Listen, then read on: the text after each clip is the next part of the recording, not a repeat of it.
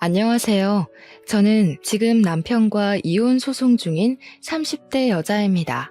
남편은 아직도 이혼할 수 없다고 버티지만 저는 더 이상 남편과 시댁이 소름이 끼쳐서 같이 살 수가 없네요.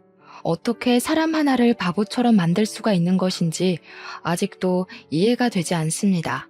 그 일을 떠올리면 남편에게 이혼 소송이 아니라 고소를 하지 않은 게 다행이라고 말할 정도였으니까요. 남은 평생 반성하면서 용서를 구해도 모자랄 판에 어쩔 수 없다는 말만 내뱉는 남편이 정말 끔찍하게 느껴지네요. 치를 떨게 했던 제 시댁 이야기를 이제 말씀드리겠습니다.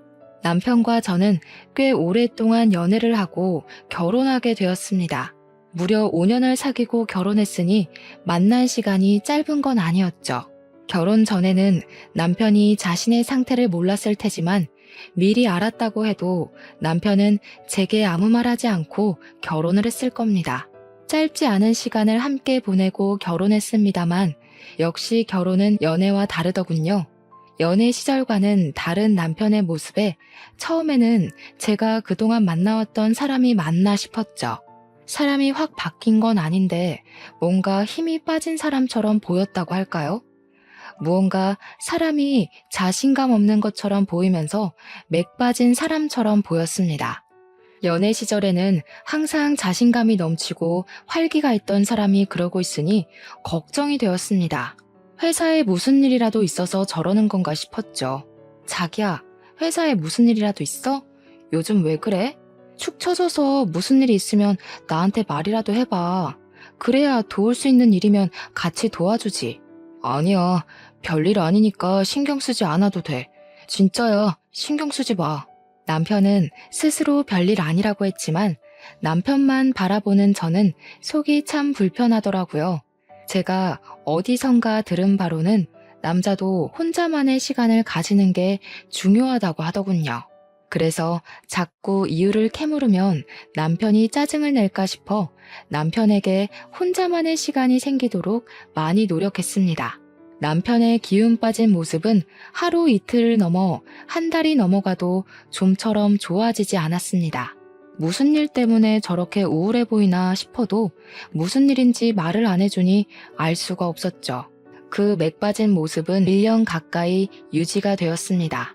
처음에는 걱정하던 저도 익숙해져서 그냥 그런 사람인 걸 내가 몰랐나라고 생각할 정도로 착각을 하게 될 정도였죠. 결혼한 지 1년쯤 될 때였습니다. 남편은 외동아들이었기에 다른 시부모님들처럼 저희 시부모님도 임신을 바라셨습니다. 시댁에 가면 은근슬쩍 제게 왜 아직 소식이 없는지 물어보시는 겁니다. 왜 아직 소식이 없니? 옆집 정인애는 결혼한 지 3개월도 안 되어서 임신했다고 하던데 그 신혼여행에서 아기 들어서는 게 뭐더라? 시어머니의 말에 시아버지가 대신 대답하셨습니다. 허니문 베이비라니까. 맞다.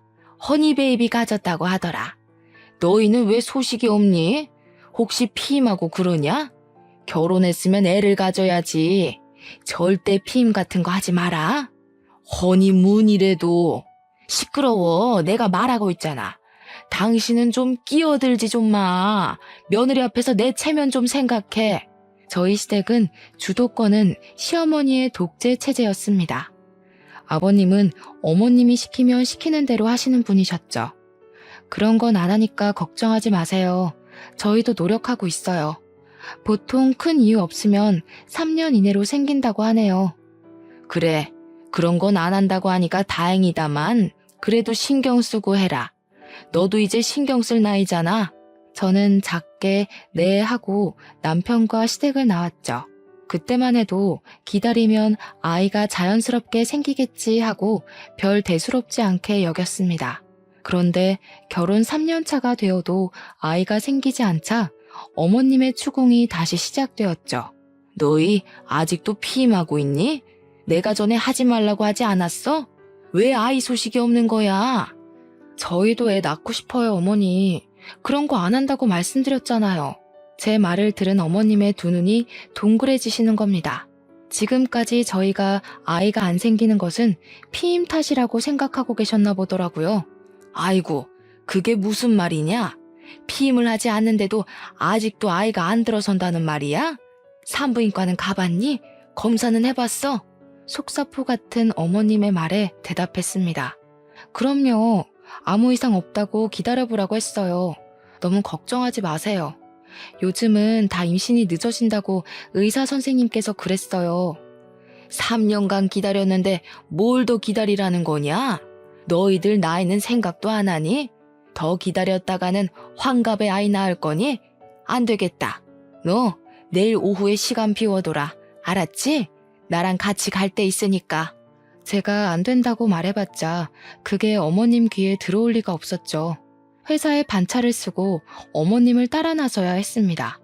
어머님이 저를 데리고 간 곳은 허름한 건물에 있는 한의원이었습니다. 연식이 느껴지는 한의원 안에서는 젊은 여자들이 앉아서 기다리고 있더라고요. 여기가 그렇게 명이라고 하더라. 너 내 친구 양순이 알지? 왜 결혼식에서 내가 인사시켜줬잖아. 걔네 며느리도 여기서 침 맞고 바로 임신이 됐다고 하더라고. 저는 아무 대답 없이 고개만 끄덕였습니다. 오랜 기다림 끝에 나이 지긋해 백발이 성성한 한의사 선생님과 마주하게 되었습니다. 노인처럼 보이시는 한의사 선생님이 손목을 진맥하고 배에 혈자리를 눌러보았습니다. 결혼한 지 3년이나 되었는데 아이가 없어요? 며느님은 배도 따뜻하고 금방 아이가 들어설 것 같은데 아드님도 같이 데려와 보시지 그러세요. 요즘은 불임 원인이 남자들도 상당히 많이 늘어서요. 지금 누구 아들을 병신 취급하는 겁니까? 내 아들은 멀쩡하다고요. 한의사의 말에 어머님이 소리를 꽥 내지르시는 겁니다. 그렇게 소리를 지르고는 아직 진료 중인 저를 끌고 밖으로 나오셨습니다. 누구를 지금 고자 취급을 하는 거야? 저 영감탱이가. 너 내일 시간 다시 빼놔라. 나랑 다른 병원 갈 테니까. 알았니? 저는 어머님께 네 하고 짧게 대답을 했습니다. 아들 한번 데려오라는 말이 그렇게 기겁하는 일이었을까요? 어머님의 성격을 알고 있으니 내심 서운하면서도 아무 말 하지 못하겠더라고요. 한마디 잘못했다가 달달 볶일 생각을 하니 그냥 네네 하면서 어머님의 비위를 맞춰주는 게 좋다고 생각했죠. 한동안 어머님의 손에 이끌려 산부인과 병원을 더 돌아야만 했습니다. 마지막으로 난임 전문병원에 들러 나팔관 조영술이라는 시술을 받아야 했죠. 나팔관 양쪽도 정상적이시고 생리주기도 정확하고 자궁내막 두께도 좋고 근종 같은 것도 없이 깨끗하니 더 기다려보는 게 어떨까요? 며느님은 아주 건강합니다.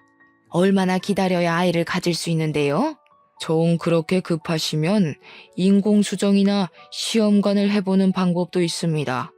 아드님과 같이 한번 병원에 들리시죠. 요즘은 남자들 불임도 많아서. 어머님은 알았다고 하면서 다시 병원을 나오셨습니다. 이렇게 임신에 적극적이시면서 왜 아들이 정상적이지 않다는 말만 나오면 격하게 반응을 하시는지 알 수 없었습니다. 어머님의 그 모습이 은근히 속상했죠. 꼭 제게 문제가 있다는 뜻으로 보였으니까요. 어머님은 여러 명의 의사들에게 제가 지극히 정상이라는 말을 듣고서야 병원 투어를 멈추셨죠. 제가 정상이라는 말을 듣고도 어머님은 임신에 더욱 적극적으로 나오셨습니다.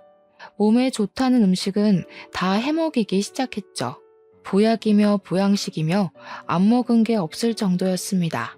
그런 어머님의 정성에도 5년 넘게 저희에게 아이는 찾아오지 않았죠. 기다리기가 지쳤는지 어머님이 저희에게 먼저 시험관을 하는 게 어떻겠냐고 말하셨습니다. 아이가 쉽게 생기지 않을 것 같으니까 시험관을 해보는 건 어떻겠니? 보통은 나팔관이 막혀있지 않으면 인공수정을 하는 게 일반적인데 어머님은 인공수정을 건너뛰고 시험관을 하라니 깜짝 놀랐습니다.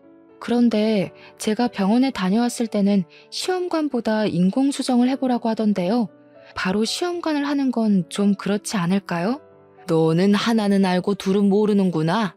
어차피 인공수정을 하든 시험관을 하든 호르몬 주사를 맞는 건 똑같아.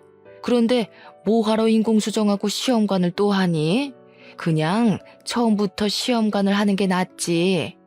그건 그런데요. 비용 차이가 엄청나잖아요. 인공수정은 정말 얼마 안 들어요. 돈 걱정하지 말고 시험관부터 해라. 다 너 생각해서 하는 말이야. 이럴 때는 어른 말 듣는 거야. 어머님의 성격을 잘 알고 있었으니 더는 토를 달지 않기로 했죠. 어차피 인공수정이 실패하면 시험관을 해야 하는 건 맞는 말이었으니까요. 시험관을 하는 일은 정말 쉬운 일이 아니었습니다. 호르몬 주사를 맞는 것도 그랬지만 3일에 한 번 정도는 병원에 가서 난소에 있는 난자가 얼마나 컸는지 봐야 했기 때문이었죠. 그래도 아기를 갖기 위해서는 어쩔 수가 없었습니다. 저도 제 친구들처럼 아이를 낳아 남편과 알콩달콩 살고 싶었습니다. 아이만 가질 수 있다면 이런 고생쯤은 아무것도 아니라고 생각했죠. 어느새 시간은 흘러서 배란 채취일이 되었습니다. 신선한 정자를 난자에 넣기 위해서는 남편이 병원에 직접 방문하는 게 가장 좋은 방법이었죠. 어머님은 제 병원 스케줄을 하나하나 직접 관리를 하셨기에 그날도 병원에서 나오면서 어머님께 전화를 했습니다. 어머니, 난자 채취일에는 남편과 같이 오라고 하네요. 신선한 정자를 채취해야 한다고요. 너는 회사 다니는 사람 거기까지 불러내야겠니? 내가 알아보니 정자를 집에서 채취해가는 것도 가능하다고 하는구나. 그러니까 병원에서 주는 통 받아서 집으로 가져와라. 몸보신해야 건강한 난자가 나오지. 정말 어머님께서는 모르시는 게 없었습니다. 어머님의 말을 반신반의하며 병원에 남편이 같이 오지 못할 것 같다고 말했습니다. 그랬더니 정말 작은 보온통 같은 것을 주는 겁니다. 직원 말로는 그냥 줄 수는 없고 특별한 사유가 있을 경우에만 지급해준다고 하면서 몇 번의 확인 절차를 거친 후에 통을 주었습니다. 그러면서 될 수 있으면 신선한 상태에서 받아오라고 하더라고요. 저는 그것을 받아서 어머님 댁으로 향했습니다. 어머님 댁을 가니 이번에도 상다리가 부러지게 음식을 차려놓고 기다리고 계셨습니다. 마침 남편도 퇴근해서 왔고 오랜만에 진수성찬이라 남편과 저는 참 허겁지겁 먹었네요. 식사를 끝냈더니 아직 초저녁인데도 잠이 솔솔 오기 시작하는 겁니다. 내일이면 지겨운 호르몬 주사도 끝이라는 생각을 해서인지 꾸벅꾸벅 졸기 시작했고 남편도 일하느라 졸리다며 같이 남편 방에 들어가 잤습니다. 그렇게 8시간을 내리 잤더니 어찌나 개운하던지 몸이 찌푸둥했지만 정신은 참 맑아지더라고요. 그런데 남편도 저랑 같이 일어난 줄 알았는데 책상 위에 놓여져 있던 통을 보니 이미 그게 받아져 있더라고요. 남편이 아침에 시간이 없을 것 같아서 새벽에 미리 받아놓았다고 말하면서 아침을 먹자마자 급하게 출근을 했습니다. 아침 일찍 난자를 채취해야 했기에 저도 그 통을 들고 예약해둔 병원에 아침 일찍 방문했죠. 난자를 채취하고 바로 정자를 난자에 삽입해서 체외 수정을 해서 배아를 만든다고 하는 겁니다. 보통은 3일 뒤에 다시 와서 제 자궁 속에 집어넣기만 하면 된다고 하니 마음이 설레더군요. 아직 배아들이 제 몸속에 들어가지도 않았지만 벌써 마음은 엄마가 된 느낌이었습니다. 난자는 12개가 나오고 건강한 상금 난자는 8개가 나왔다고 의사 선생님이 오셔서 말씀하셨습니다. 상금 난자가 많이 나올수록 건강하고 튼튼한 배아들이 많이 생긴다고 하셨어요. 저는 3일 뒤에 남편과 같이 병원에 내원해서 건강한 배아 2개를 자궁에 넣어 심게 되었습니다. 선생님은 건강한 배아가 3개나 더 있다고 하시면서 냉동을 할 거냐고 물어보더라고요. 남은 배아는 냉동해 드릴까요? 추가로 돈이 들기는 하지만 냉동을 해두시면 다음에는 난자 채취하지 않고 바로 이식만 하실 수 있어요. 호르몬 주사를 맞아야 하는 번거로움이 없다고 하기에 저는 당연히 그렇게 하겠다고 했습니다. 네, 해주세요. 임신 확인은 언제 하게 되는 건가요? 11일 후에 오셔서 피검사 하시면 임신 여부를 확인하실 수 있습니다. 11일 후면 임신 여부를 알 수 있다니 마음이 싱숭생숭해졌습니다. 뱃속에는 이미 아이가 있지만 무사히 아이들이 자궁 내벽에 착상해야 임신되는 것이었죠. 그 기간이 정말 기다려졌습니다. 배아 사진이라고 제 손에 쥐어주는데 동글동글한 세포 분열 중인 배아가 2개가 찍혀 있더군요. 너무 신기하고 저 덩어리들이 제 뱃속에서 아기가 된다니 믿을 수 없었죠. 한참을 쳐다보았죠.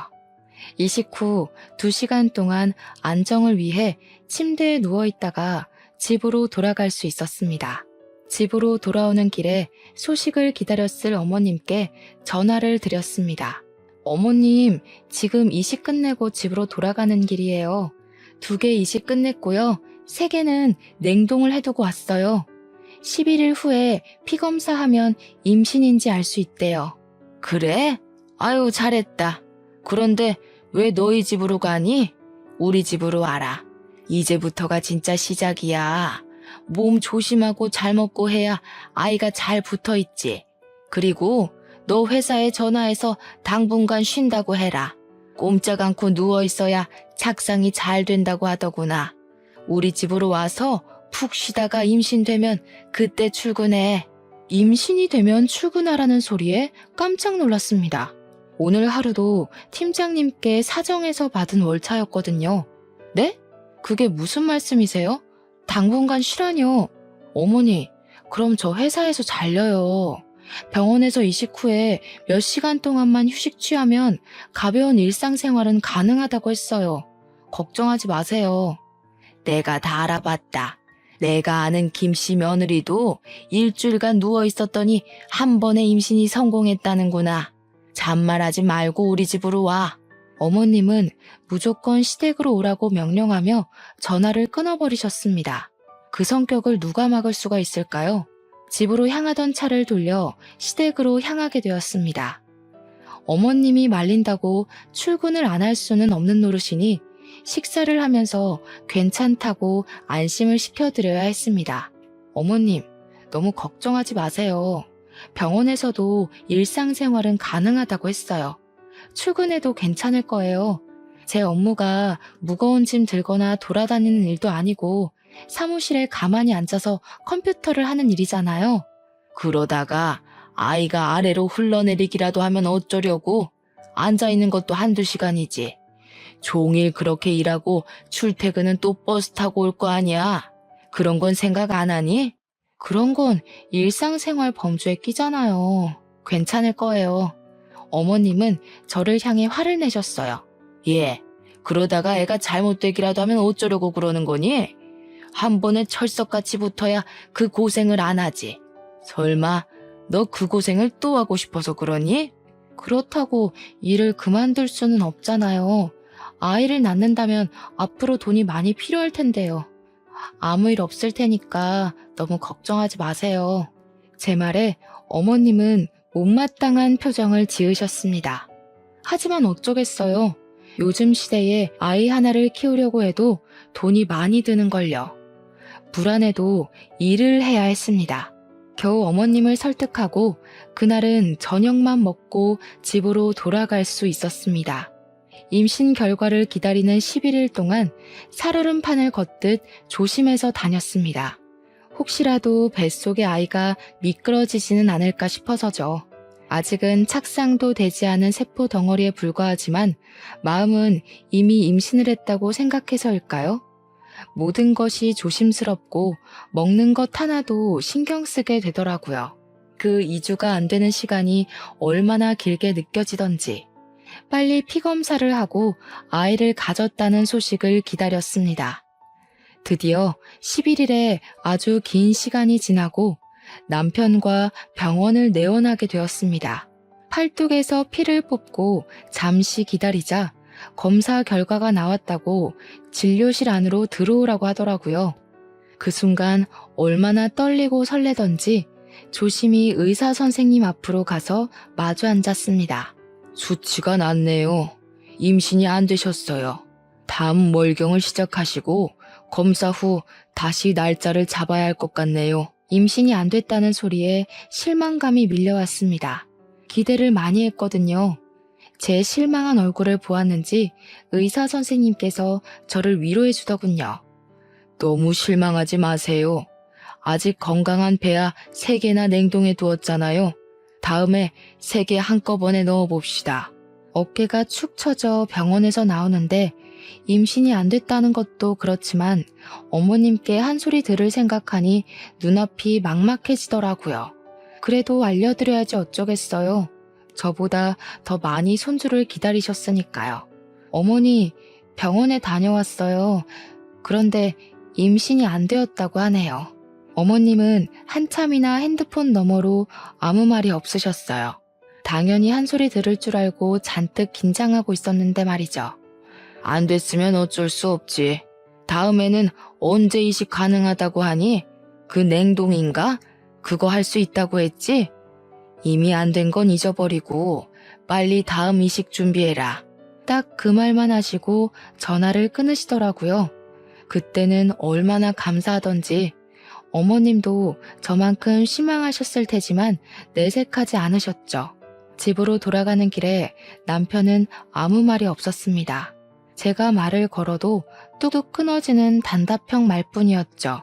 처음에는 실망이 너무 커서 그러나 생각했습니다. 그런데 며칠이 지나도 그의 기분은 쉽게 나아지지 않는 겁니다. 예전처럼 또 말을 잘하지 않는 남편의 모습에 저도 점점 지쳐만 갔습니다.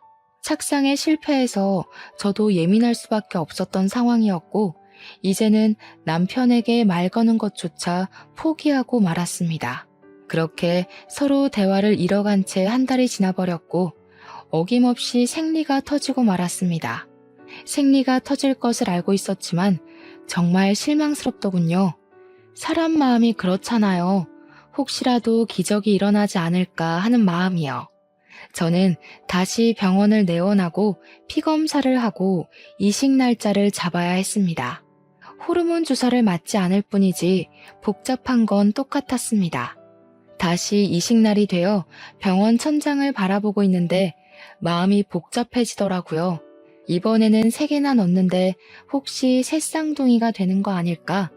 아니면 저번처럼 3개 다 실패하는 건 아닐까? 별별 생각이 다 들었습니다. 그래도 이번에는 제발 한 녀석이라도 잘 붙기를 기다렸습니다. 그때 어머니께 전화가 왔습니다. 이식은 끝났니? 이번에는 편하게 쉬어라. 회사에 쉰다고 말도 하고. 알겠니? 그래야 그 고생을 또 안 하지. 네, 어머니. 회사에도 내일 모레까지 쉬겠다고 말하고 월차 당겼었어요. 너무 걱정하지 마세요. 아유, 달랑 이틀 쉰다고 아이가 달라붙는다니? 더 쉬어야 하는 거 아니야? 저도 그러고 싶은데 더는 눈치가 보여서 뺄 수가 없네요. 다른 직원들도 일이 있다고 해서요. 최대한 마음 편히 쉬려고요.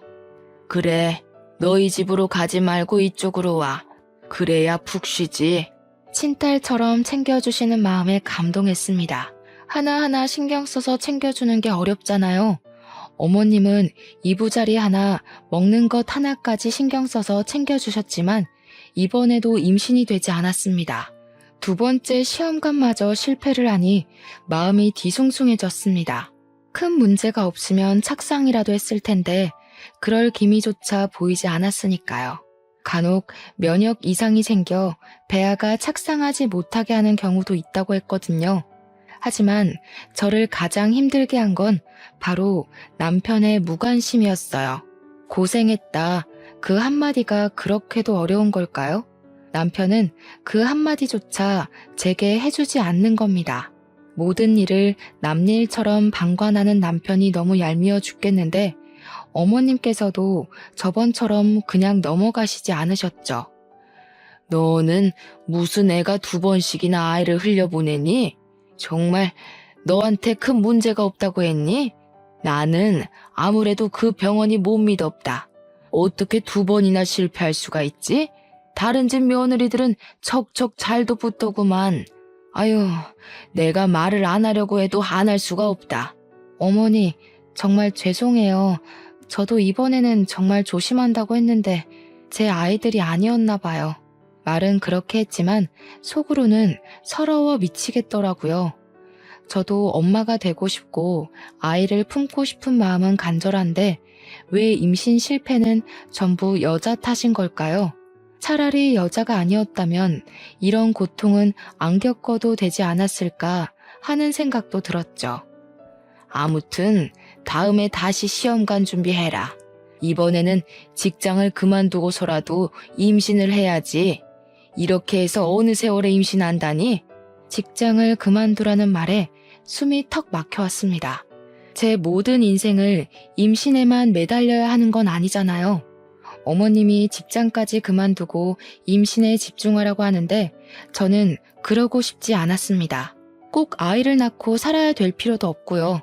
상황에 맞춰 살면 되는 거 아닐까요? 그래서 처음으로 어머님께 반기를 들었습니다. 대답 안 하고 뭐하고 서 있는 거야? 직장 안 그만둘 거니? 응? 그렇게 해서라도 아이를 가져야 할 거 아니야. 조금 쉬었다가 하면 안 될까요?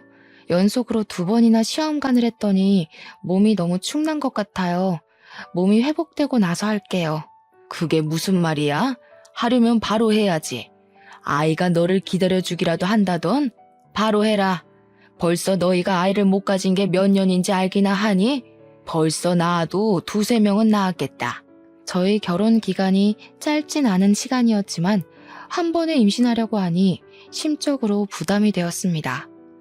어머님의 말도 틀린 말도 아니었죠. 지금 멈추면 언제 다시 할지 모르는 일이니까요. 당시에 제가 가장 무서웠던 건 제 배를 찌르는 호르몬 주사가 아닌 이식 후 11일을 견디는 시간을 다시 겪어야 하는 것이었습니다. 설레고 기대했던 그 시간이 피검사 한 방으로 쓸려 내려가야 했던 그 경험을 다시는 하고 싶지 않았죠.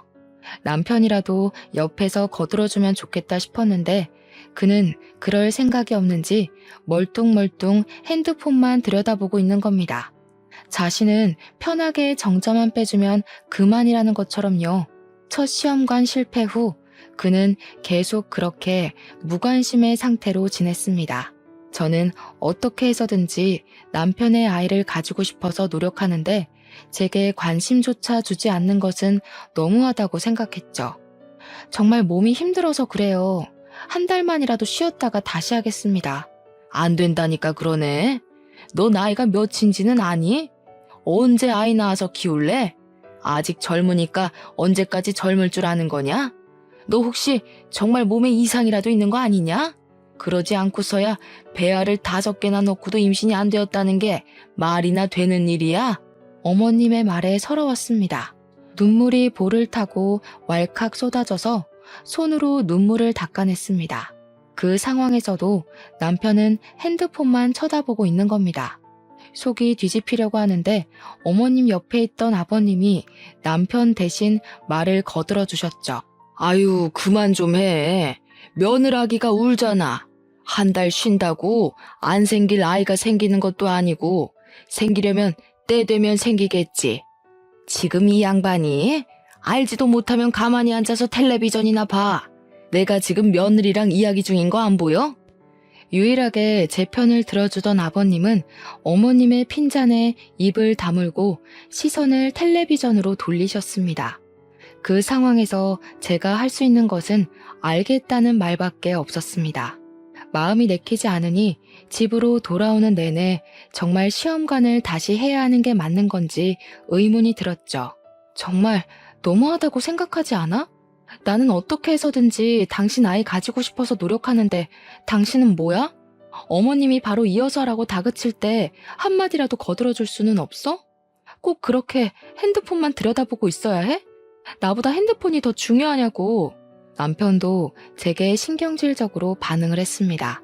내가 무슨 말을 해야 하는 건데? 시험관 실패한 건 당신이지 내가 아니잖아. 그런데 나보고 무슨 말을 하라고 그러는 거야? 자기가 하기 싫으면 그냥 하기 싫다고 말하면 되잖아. 당신도 아이 가지고 싶어서 그만두겠다는 말 안 하는 거 아니야? 남편의 말에 기가 막혔습니다. 남편의 말은 꼭 저 혼자 아이를 가지고 싶어 안다라는 사람 같았죠. 본인은 아이를 원치 않았다는 듯이 말이죠. 당신은 아이를 원하지 않는다는 소리야? 왜 시험관으로 생기는 아이는 당신 아이 같지가 않아? 저번부터 왜 그러는 건데? 난 당신만 있으면 돼. 아이 없어도 괜찮다고. 그런데 당신이나 어머니는 아이를 안 가지면 큰일 나는 사람들처럼 구니까 그렇지. 뭐? 내가 언제? 나는 어머님이 시키니까 그대로 따랐을 뿐이잖아. 당신도 결혼한 지 1년도 안 됐을 때부터 어머님이 나 앉혀놓고 한 이야기 다 들었잖아. 그런데 왜 내 탓을 하는 거야? 당신이 아이를 원하지 않았으면 어머님께 한마디 했어도 됐잖아. 이제까지 아무 말 없이 가만히 있었으면서 왜 나를 아이 못 가져서 미친 사람처럼 말하는 거냐고. 내가 언제 아이 못 가져서 미친 사람이래? 적당히 해도 되는데 정도를 넘어서니까 그렇지. 그러니까 어머님 성격을 잘 아는 당신이 그 한마디를 해주었으면 되는 거라고. 저희는 그렇게 같은 말을 하면서 한참을 싸워야 했습니다. 그리고 어김없이 어머님의 재촉이 시작되었죠. 생리는 시작했니? 생리하면 병원에 다녀와야지. 시험관 빨리 하고 아이를 낳아서 살아라. 그래야 사람 사는 정도 느끼는 거야. 내 말 알겠지? 어머님, 저희 아이 없어도 괜찮을 것 같아요. 그이도 아이를 가지고 싶은 마음이 별로 없는 것 같고요. 저도 이번에 아이에 대한 마음 내려놓았어요. 핸드폰 너머로 어머님의 분노가 그대로 전해져 왔습니다. 그게 무슨 말이냐? 아이를 안 가져도 된다니? 세상에, 내가 요즘 애들이 아이 안 낳는다는 말은 들어보긴 했다만 내 며느리한테 그런 말 들을 줄은 생각하지도 못했다. 시집 왔으면 당연히 자식을 낳아야 한다는 생각을 해야지. 그럼 뭐하러 결혼한다니? 당장 병원 가라. 알겠니? 변명할 틈도 없이 어머님은 핸드폰을 끊어버리셨습니다. 별 수 있나요? 이혼하지 않고 시댁과 연을 끊고 살 것이 아니면 어머님 말씀에 따라야죠. 저도 아이는 가지고 싶었습니다. 단지 시간을 여유 있게 가지고 몸과 마음이 회복하면 다시 시작하고 싶었던 거였죠. 다시 호르몬 주사를 맞으면서 난자 채취일이 되자 어머님은 저희를 다시 시댁으로 부르셨습니다. 저를 위해 어머님의 헌신적인 케어가 시작된 거였죠. 너희 내일 난자 채취하지? 오늘 우리 집으로 와라. 아들 거 받을 통도 챙겨온 거지? 꼭 들고 와라. 알겠지? 병원에서는 남편이 직접 와서 하는 게 가장 신선하다고 하는데요. 이번에는 남편이랑 같이 가서 받아올게요. 너는 무슨 바쁜 애를 자꾸 병원에 데리고 가려고 하니? 너도 일 그만두면 누가 너희를 먹여 살려? 잔말 말고 통이나 받아와. 제 생각으로는 신선한 정자가 성공률이 더 높을 것 같은데 굳이 정액을 받아서 가라니 이해가 되지 않았습니다. 남편과 충분히 갈 수 있는 시간이고 거리인데 말이죠. 그런 의문을 품고 저희는 시댁으로 향했습니다. 어머님은 저를 위해 다시 상다리가 부러지게 음식을 차려주셨습니다. 너무 감사했죠. 이번에는 꼭 착상에 성공해서 어머님께 손주를 안겨드리고 싶었습니다. 그런데 저녁을 먹고 나니 졸음이 밀려들었습니다. 몇 달 동안 몸을 축내며 시험관을 하면서 최근에 체력이 많이 떨어졌는지 조금만 무리한다 싶으면 졸음이 쏟아져 왔거든요. 저녁 식사를 마친 상을 치우는 중에도 눈꺼풀이 감겨왔어요.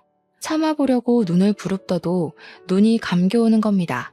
서둘러 상을 치워놓고 남편의 방으로 들어가서 먼저 잠을 자게 되었습니다. 한 3시간 정도 잤을 때 목이 말라 깨고 말았죠.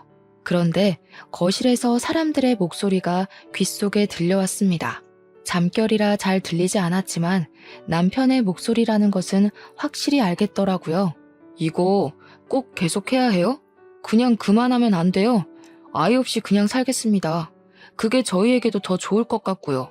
어머님께 그렇게 말을 해주니 남편이 제 앞에서는 내색 안 하더니 뒤로는 이렇게 내 편을 들어주고 있구나 속으로 뿌듯했습니다. 그런데 뒤에 들려오는 말이 조금 이상해지기 시작했죠. 그게 무슨 말이야? 아이는 있어야지. 아이 있는 것하고 없는 것하고 얼마나 차이가 크게 나는지 알기나 하는 거야? 이렇게 해서 낳은 아이가 제 아이예요? 아버지 아이잖아요.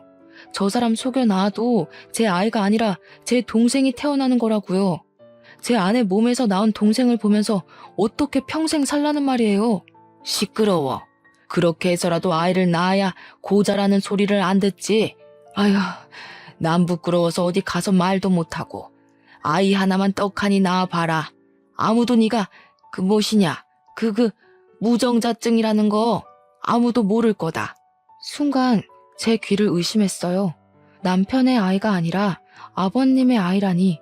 거기다 남편이 무정자증이라는 말은 처음 듣는 말이었죠. 화가 머리끝까지 치밀어 오르자 밀려 들어오는 잠도 확 깨버리는 겁니다. 문을 벌컥 열고 거실로 나가자 세 사람이 놀란 토끼 눈을 하고 저를 쳐다보았습니다. 저는 남편에게 다가갔습니다. 그게 무슨 말이야? 방금 그 말 무슨 말이냐고. 사실대로 말해, 빨리. 남편은 저를 보고 깊은 숨을 내쉬더니 고개를 푹 숙이고 말했습니다. 미안해. 그동안 당신이 가져간 통에는 내 거가 아니었어. 우리 아버지 거였지. 나도 결혼 전엔 몰랐는데 결혼 직전에 갑자기 붉은 물이 나와서 병원에 갔더니 무정자증이라는 거야. 수치스러워서 아무한테도 말 못하고 어머니도 누구보다 손주를 원하시니까 내가 말 안 하면 그만일 거라고 안일하게 생각해버렸어. 일이 이렇게 커질 줄 나도 몰랐어. 여보, 정말 미안해. 지금 그걸 말이라고 하는 거야? 무정자증을 처음 알았을 때 나한테 말해야 하는 거 아니야? 왜 어머님에게는 말하고 나에게는 말 한마디 안 한 거야? 그리고 병원에서 검사했을 때는 무정자증 판정이 안 나왔잖아. 그때는 병원 내원하기 전에 미리 아버지의 것을 받아갔었어. 몰래 아버지 것으로 바꿔치기 해서 검사를 한 거야. 당신이 아이를 너무 좋아하니까 무정자증이라고 말하면 이혼하자고 할까봐 말 못하겠더라고. 그렇다고 나를 속여서 아버님 아이를 낳게 하는 게 말이 되는 소리래? 정말 눈이 뒤집혀서 폭발할 지경이었죠. 그런데 남편 옆에 계시던 어머님의 말이 더욱 가관이었습니다. 누구 애든 낳으면 되지 않니? 어차피 너희 남편이랑 피가 섞인 건 마찬가지잖아. 뭐가 문제라고 이렇게 소란인 줄 모르겠구나. 이 문제가 얼마나 심각하고 잘못되었는지 모르시는 어머님의 모습에 경악을 했습니다. 저는 어머님을 향해 소리쳤습니다. 어머님, 지금 제정신인 거예요? 그렇게 나오면 뭐예요? 어머님이랑 피 한 방울도 안 섞인 아이가 생기는 거예요. 시아버님의 아이가 다른 여자한테서 생기는 거라고요. 그런 생각은 하나도 안 하셨나 봐요. 저는 도저히 이 미친 집구석에서 못 살겠습니다. 당신, 나랑 당장 이혼할 준비해. 저는 거둑과 차키만 들고 시댁에서 뛰쳐나왔습니다. 차를 운전해서 친정으로 향했죠. 가는 내내 이 어이없는 상황에 눈물이 흘러내렸습니다. 사랑했던 남편과 믿었던 시댁이 저 몰래 이런 끔찍한 짓을 꾸몄을 거라고 상상도 못했습니다. 임신이라도 했더라면 그 아이는 누구의 아이라고 해야 하는 걸까요? 생각만으로도 끔찍했습니다. 연락도 없이 새벽에 친정으로 찾아가자 친정엄마 또한 놀라셔서 제게 남편과 싸웠냐고 물어보셨습니다. 저는 엄마에게는 아무 말도 하지 못했습니다. 그 일을 어떻게 설명을 해야 할지 막막하기도 했지만 다시 입 밖으로 꺼내는 제가 비참했거든요. 임신이 되지 않았지만 그게 시아버지의 시라는 말을 어떻게 할 수가 있었겠어요. 이혼이 진행되는 단 며칠만이라도 마음 편하게 주무시게 해드리고 싶었습니다. 하지만 시어머님은 그 며칠도 그냥 놔두지 않으셨습니다. 다음날 어머님은 친정집으로 찾아오셨죠. 너 이게 무슨 경우니? 오늘이 난자 채취일인 거 몰라서 병원에 안 가는 거야? 다시 한 달을 기다려야 한다는 거 몰라서 이러는 거야? 네 남편 알면 어떻고 네 시아버지 알면 어떠니? 나는 그런 거 아무 상관도 안 한다. 너도 내 아들 좋아하고 같이 살 요량이면 그냥 순순히 받아들여라. 옆에서 잠자코 듣고 있던 엄마가 얼굴을 찌푸렸습니다. 이게 무슨 말이야? 누구의 아이를 어쩌고 저째? 네 시아버지 아이가 왜 나오는 거야? 제가 지난번에 했던 시험관 배아가 남편의 정자를 넣은 게 아니고 시아버지의 정자를 넣은 거였대요. 남편이 무정자증이라서 저를 속이고 시아버지 아이를 가지게 하려고 했어요. 친정엄마는 제 말이 끝나자마자 시어머니의 멱살을 잡으셨습니다. 우리의 말이 사실이에요? 아니, 지금 남의 딸한테 뭐 하는 짓인 거예요? 지금 사돈 딸은 우리 집안 며느리예요. 저희 집에 며느리로 들어왔으면 집안의 대를 이으라고 말하는 게 그렇게 이상한 겁니까? 제 아들이 정자가 없으니 시아버지 정자라도 받아서 대를 이어야죠. 당신 나가. 당장 내 집에서 나가. 아무리 그렇다고 해도 사람이 할 짓이 있고 아닌 게 있는 겁니다. 물어봐도 거절할 판에 속이고 그런 일을 저질렀으면 최소한 잘못했다고 말해야지. 고소하기 전에 빨리 꺼져요. 어머님은 한참을 엄마를 노려보시더니 뒤돌아가셨습니다. 너는 그런 일이 있었으면 엄마한테 당장 말을 해야지. 말도 안 하고 뭐 하고 있었던 거야? 최서방 당장 불러라. 내가 가만두나 봐. 엄마의 전화를 받은 남편이 헐레벌떡 친정으로 달려왔습니다. 엄마는 남편이 현관으로 들어서자마자 다가가셔서 뺨을 세게 내리치셨습니다. 금수만도 못한 놈. 자네는 엄마가 시킨다고 다 하는 모양이지? 그게 무슨 짓인지 알면서 입 꼭 다물고 뭐 하는 짓인가? 딸한테 이야기를 들어보니 아이를 그렇게 바라지도 않았던 모양이던데 그러면 처음부터 사실대로 말하고 그냥 둘이 살면 되지. 원하지도 않은 아이 낳게 해서 뭘 어쩌려고. 내 딸 데려갈 때는 손끝에 물 한 방울 안 묻히게 할 것처럼 굴더니 이게 무슨 짓이야? 남편은 엄마 앞에 무릎을 꿇고 빌기 시작했습니다. 정말 죄송합니다, 장모님. 처음부터 그럴 생각은 없었습니다. 저도 아내한테 말할 자신이 없어서 어머니께 말한 건데 그렇게 해서라도 아이가 있어야 사람답게 사는 거라고 하셔서 저도 첫 시험관이 끝나고서야 잘못되었다는 것을 깨달았습니다. 다 제 잘못입니다, 장모님. 제발 용서해 주세요. 그딴 변명 다 필요 없네. 뭐? 늦게 깨달아? 처음부터 알았어야지. 이혼 서류는 내가 다 준비해놨으니까 자네는 서류에 사인만 하면 되네. 당장 내 딸이랑 이혼하게. 안 됩니다, 장모님. 저는 이제 정말 아내뿐입니다. 제가 무정자증인 걸 알았으니 그냥 둘이 살아도 되는 거 아닌가요? 왜 이혼을 해야 합니까? 미쳤냐? 내가 고자랑 살게? 이 일이 있기 전에는 사랑이라도 있어서 살았겠지만 당신이 한 짓을 봐. 정이 안 떨어지겠어? 지금은 당신 얼굴만 봐도 소름이 돋고 구역질이 나. 남편을 향해 소리를 꽥 질렀습니다. 제발 자기야. 나는 당신 없으면 살 수 없어. 당신도 알잖아. 나는 이제 당신뿐이야. 한 번만 용서해줘. 다시는 이런 일 없게 할게. 당신이 원한다면 우리 집이랑 연도 끊을 수 있어. 착각하지 마. 난 당신 어머님이 싫은 게 아니라 나한테 한마디도 안 했던 당신한테 실망한 거야. 내가 시험관에 실패했을 때 따뜻하게 한마디라도 건네주었어? 그 고통은 온전히 나 혼자 견뎌야 했잖아. 최소한이라도 안타까워하고 위로라도 해줬어야 하는 거 아니야? 그리고 시험관에 성공해서 아이라도 낳았다 치자. 그럼 당신은? 아빠 노릇은 잘했을까? 당연히 안 했겠지. 남편은 아무 말 못하고 그 자리에 서 있었습니다. 당신이 이혼을 계속 거부한다면 어쩔 수 없이 우리는 소송으로 가야겠네. 송장 보낼 테니까 가서 기다려. 현관 밖으로 남편을 밀어내고 문을 쾅 닫아버렸습니다. 어떻게 끝까지 저렇게 뻔뻔하게 나올 수가 있죠? 그런 끔찍한 짓을 제게 저질러 놓고 아무 일 아니다는 듯이 구는 시댁 식구들 얼굴을 다시는 보기 싫었습니다. 제게는 시험관에 실패한 것이 하늘이 내려준 천운이나 다름이 없었죠. 힘들게 낳는다고 쳐도 시아버지의 아이를 보며 어떻게 평생을 살 수가 있었겠어요. 결국에는 아이를 원망하고 미워하게 되었을 겁니다. 저를 모두 속이고 만든 아이였으니까요. 저의 지속적인 이혼 요구에 남편은 계속 이혼을 거부하는 겁니다. 남편과 빨리 이혼하고 관계를 끊어내고 싶었지만 합의 이혼을 거절하니 어쩔 수 없이 지금은 변호사를 선임해서 이혼 소송을 진행 중입니다. 남편과는 이혼을 해서 헤어진다고 쳐도 제 마음에는 이미 커다란 트라우마가 남아버렸습니다. 잠도 수시로 깨고 한동안 술을 먹지 않으면 잠이 들지 못할 정도였죠. 지금은 신경정신과를 다니면서 상담도 하고 약도 꾸준히 먹은 덕분에 차차 좋아지고 있어요.